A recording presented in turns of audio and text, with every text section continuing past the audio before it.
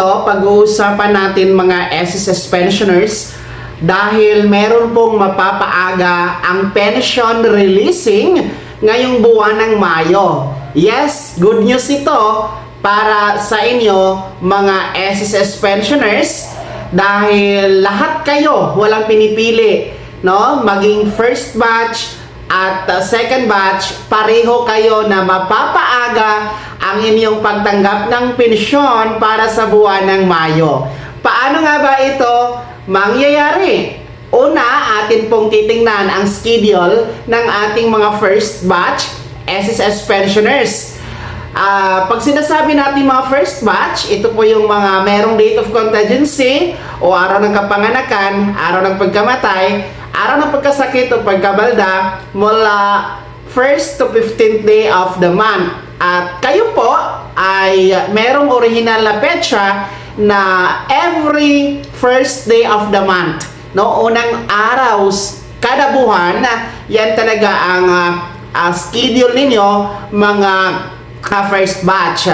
Kaso nga lang, no, ngayong May, dahil May 1 ang inyong original na petsa, yan po ay regular holiday. Yan po kasi ay Labor Day o araw ng mga manggagawa. Taon-taon naman po talaga ito na holiday, no? Regular holiday kasi itong May 1 mga ka-vlogs. At ayon po sa circular ni SSS na kapag natapat sa holiday o di ka naman po weekend, ang original na petsa ng pension releasing, no, ng SSS, ito'y aatras po sa pinaka-last working day ni SSS. So, ibig sabihin, ang mangyayari dito, instead of May 1, araw ng Biyernes, aatras tayo sa April 30, 2026. Araw po yan ng Huwebes. So, advance ng isang araw, no, mas maaga kaysa inaasahan ang inyong pagtanggap ng pension para sa inyong May pension crediting mga first batch. So, antabayanan nyo po sa inyong ATM card, no, sa April 30 dahil maa-advance ang inyong May pension mga first batch. Dito naman tayo sa second batch, titingnan natin ang schedule nila.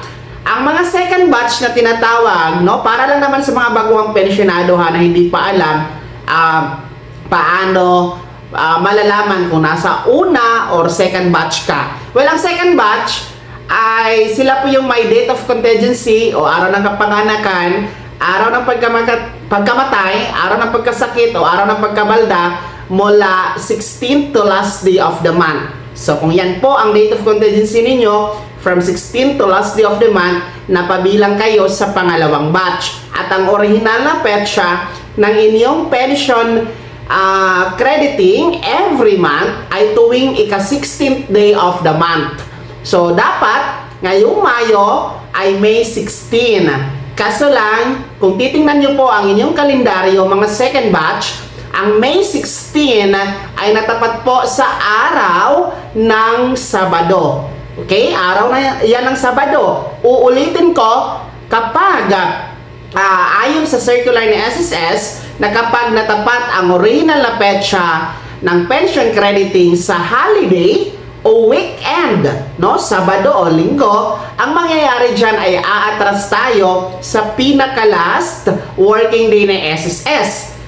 Kaya instead of May 16, atras tayo sa Biyernes, May 15 mga second batch. So isang araw din po ang advance na pension crediting, no? Advance na matatanggap ninyo ang inyong May pension mga second batch. Kahit papano ay maaga nyo pong makukuha ang inyong pensyon. So, antabayanan nyo po sa inyong ATM card, mga second batch, no, on May 15, no, dahil advance pension ang inyong matatanggap sa petsang yan.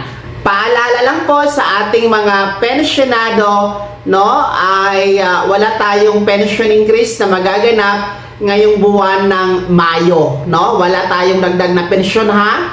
Kung ano po ang inyong regular monthly pension, yun lang talaga, wala na pong iba. Well, anyway, huwag kayong mag-alala dahil pagkatapos ng buwan ng Mayo, June po na pension crediting, aba, magaganap na po. Mangyayari na ang inyong second round SSS pension increase dahil mas maaga itong ibibigay instead of September, no? Paaagahin ito ngayong June para po sa inyo mga pensionado nang sa ganon magamit nyo po, no, dito sa pagtaas ng presyo ng iba't ibang bilihin at serbisyo mga pensionado. So uulitin ko, mapapaaga ang pension releasing, mapapaaga ang pension crediting, mapapaaga ang pensyon na matatanggap sa lahat ng mga pensionado ng SSS, no, para sa buwan ng Mayo, parehong first batch and second batch.